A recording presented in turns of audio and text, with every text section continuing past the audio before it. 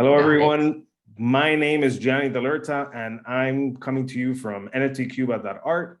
And today we're showcasing the artist Simone Garcia Bacallao. I said it right. And Simone, can you tell us how to find you? We'll talk about it later, but how to find you if they want someone to look you up on Twitter. If anybody wants to find me on social media, I go by cymoonv or like CYMOONV. So Perfect. cymoonv is like an acronym from my name, Simone. Perfect. Kind of. Yeah. I always have to remember it to start pressing C, and then your little icon comes up, and I can find it right away. It's like an emoji. That's awesome. So, I'd like to know more about you, about your past education in art.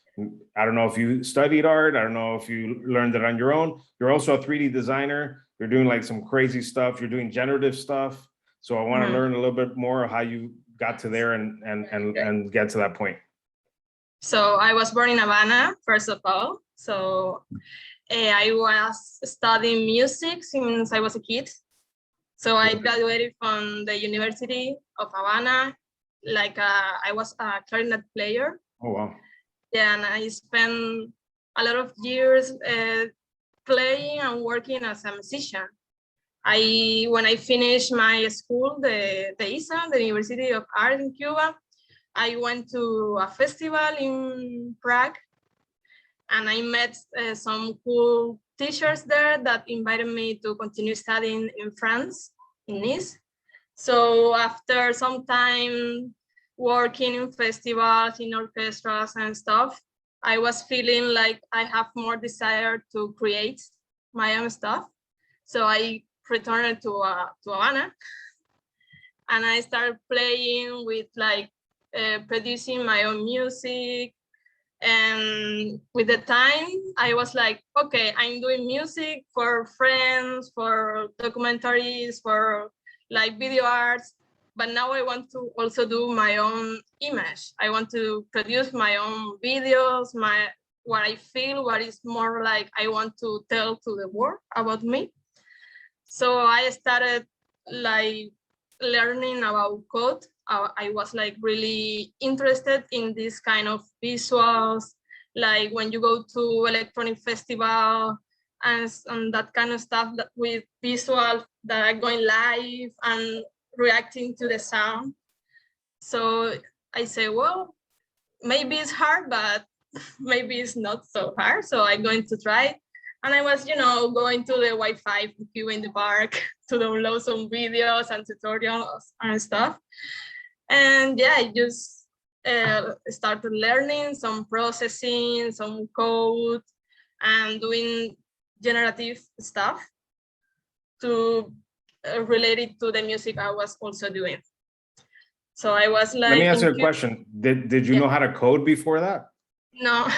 So you have to learn how to code, right? Yeah, to take these images and videos and combine them to do. To learn how to code. Nice. Yeah. And then there is a pretty cool workshop in Cuba in the Ludwig Foundation. They were bringing some teachers from Vienna and from Latin America also. And I was also going there, and there was a small workshop, 3 weeks, something like that. And I was going all the time to learn something extra. Mm-hmm. And then it was that was 2 years ago, 3 years ago. So in that year, I started also looking for maybe a master on some place where I could actually study that to develop all the knowledge I was acquiring by myself. So I found this master here in Valencia, where I'm now living. It's a master in new media art. So I came 2 years ago to Valencia, started studying here but it is a master that is kind of for beginners. They give you an introduction of a lot of stuff, but it's not really into the deep knowledge, you know. So I continue learning by myself and involving in project with friends. So I have now also an excuse to continue learning stuff. Yeah. And last year on December, well, in October, I won a scholarship in France with other musician friends of mine. And we came with this project that it was kind of ambitious. We wanted to do this Tour du Monde, this world tour, when we were like a performance playing live with avatars on the internet, because we were in the middle of the pandemic. True. So it was like, well, we cannot go to a concert. We're going to do live concerts with avatars and crazy stuff like that. And we said, okay, but who's going to do the 3D part? So you had to do it. I'm going to learn and I'm going to do it.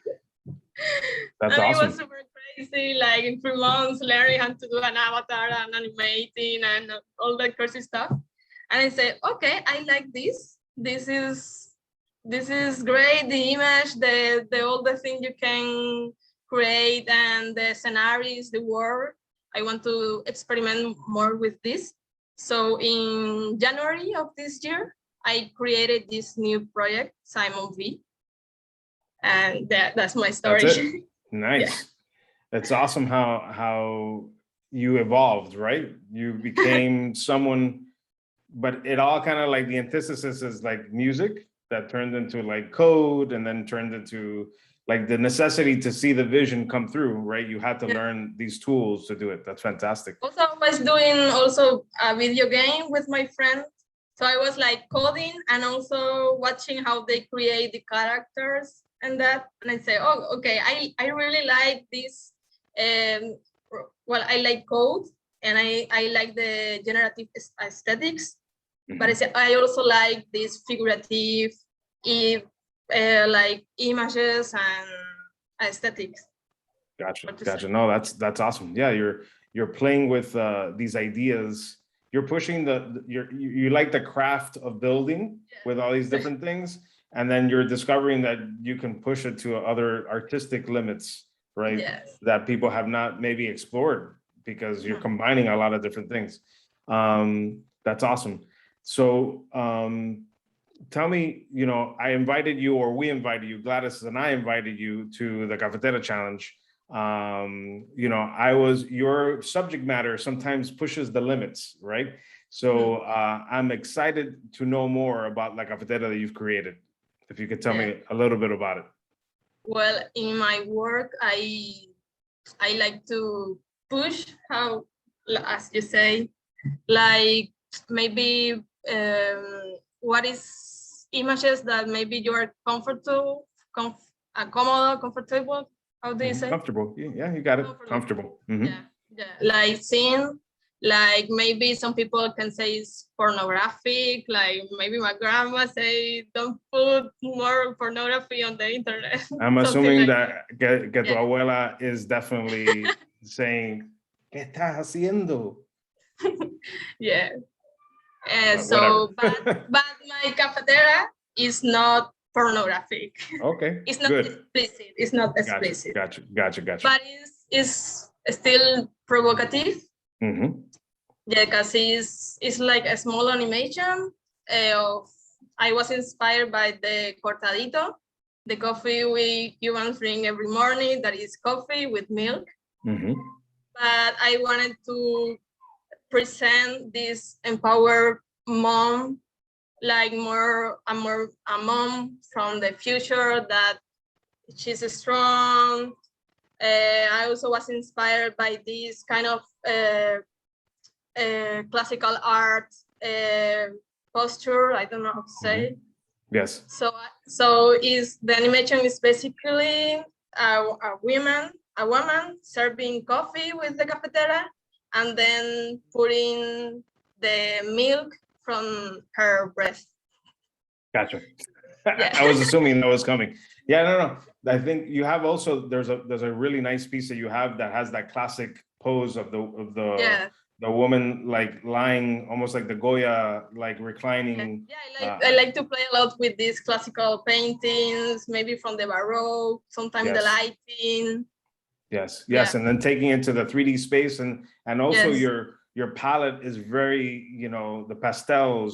It's feminine, but at the same time has like an ethereal kind of like dream-like vibe to it, right? Like it's realistic, but at the same time plastic and waxy. It's very unique. Like when you see one of your pieces, you definitely know it's you. Like it's your body of work, right? Like, and that's I think that's the challenge that every artist tries to look for, right? To find their voice, really hard to find their style, right? Yes. Awesome. So let me ask you and we'll finish with this question, right? What led you to NFTs? How has NFTs changed your life? It's changed my life. I'm assuming it's, everything that we've created as a community. Tell me a little bit about that. And then at the end of that, I'll ask you to share like how people can find out more information about you and where you're, tell us where you're listed, where you have work up for people to check it out. Well, so like I was telling you before, I'm having this student life here in Spain, but I'm also doing some freelance work and this kind of work you do to, to maintain your student life. So in the beginning of the year, just right before I started this new project, Gladys Garrote reached out to me and she said, "Oh, I just find out your art through Instagram and I think it's amazing. Do you know what NFT are?" And I was like, "Yes, I know what NFT are. Well, kind of. I see a lot of artists sharing their thoughts. Like some are like, yes, NFT are the best, and the other half is NFT are the worst. You have to find NFT is the devil." And I was like, I'm not completely sure if I want to start doing this because I don't understand it well. And she was really patient. She was telling me all about it, sharing information with me. And she invited me to join Snark Art. And so I think it was in March, maybe April or something like that. She uploaded some work of mine, some animations. Actually, this generative piece she showed you the other day. Yeah, this kind of flower, right? It almost looks like a flower, but it's changing and it almost looks like sound waves like coming up. And I was like, okay, if you are going to take care of that, of promoting and all of that, Ethereum, the crypto, was all sound really crazy. Okay, I will do it and see how it goes, how it is. And then a friend gave me a foundation invite, like a few months ago. And I was, okay, I'm going to learn a bit more about this. And when I feel like fine with this, I'm going to decide what I'm going to do, if I continue doing this or not. So in August, in the middle of August, I said, okay, I came from holidays, the summer was ending, and I said, okay, I'm going to start this, like for real, taking it seriously. And I finally opened my foundation and minted my first piece. That's all. that's how the story begins, basically. I'm assuming maybe by the end of this year, you'll be starting to code smart contracts and start building decentralized applications. And maybe we see some crazy stuff we've never seen anybody do, because you're going to combine art, music, code, generative stuff. So the sky's the limit. We're definitely going to I'm going to have to share ideas with you, because I don't know anybody that knows all those things. And even though you don't know smart contract coding yet, I have a feeling that you're gonna figure it out, because it seems like, you know, in crypto we call them rabbit holes, right? Like we're falling into hole after a hole, and then we keep going down, and there's another, oh wow, there's another hole over here, and you just keep exploring, and it never ends because there's so many interesting things that are happening in the space. That's awesome. So people, to wrap it up, people can find you on Foundation. I know that many of the Cuban NFT community has profiles on Showtime, OpenSea also. OpenSea, okay, and on Twitter and everything, and everybody can find you Instagram, yeah, with your handle, the CY, yeah, it's the right? same handle everywhere. I always use the same handle. Fantastic, fantastic, awesome. Well, I'm looking forward to seeing the Cafetera and seeing what the community thinks. You'll be, you know, I think we're creating history as a Cuban community. You know, I was born in Miami, but I feel my heritage being Cuban, I feel both Cuban and American, and I don't know what I feel, but yeah. I identify with my community, and I'm very excited about what us as a whole are able to achieve. I'm really excited too, because you know the art world in Cuba has this, well, the art world in everywhere, you know, has his reputation of being secretive, like selfish sometimes. And I think this is unique, you know, this community feeling that maybe me as a 3D artist that was learning, you find like this course and this kind of community that are really helpful. So now I've seen also this on the art community, making NFT. Everybody's supporting everybody, sharing. If you don't understand something, no, I'm going to explain it to you.